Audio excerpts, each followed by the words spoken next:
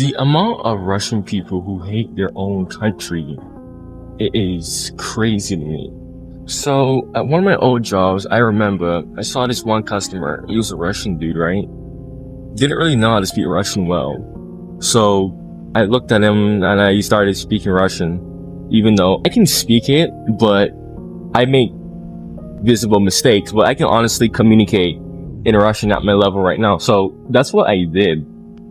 And obviously he was shocked because not every day you see a black person that can somewhat communicate in Russian, right? So he looks at me and he says, "Why are you learning Russian?" I said, "Well, because I want to go to Russia." And he looks at me and he says, "Why?" "It's a fascist country." Bro, no, I don't know if he was Russian or not, because there's a lot of people who are Russian speakers and they're not Russian, but he looked Russian, although there's a lot of Eastern Europeans who look the same. Eastern Europeans low-key look the same, so I don't already know. But I was like, no, Russia is an amazing country. What I was trying to I was trying to talk to him in Russian, and honestly my brain just froze. What I wanted to say at the time was "Нет, Россия паразитная страна," but my brain couldn't even fathom that, because I just was in such disbelief of what he said.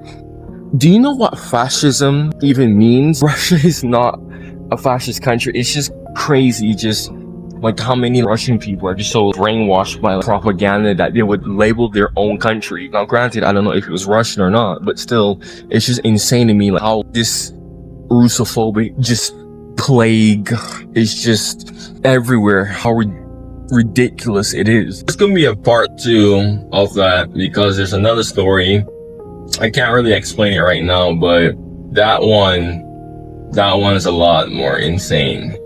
That person was actually Russian, and that story was absolutely crazy. So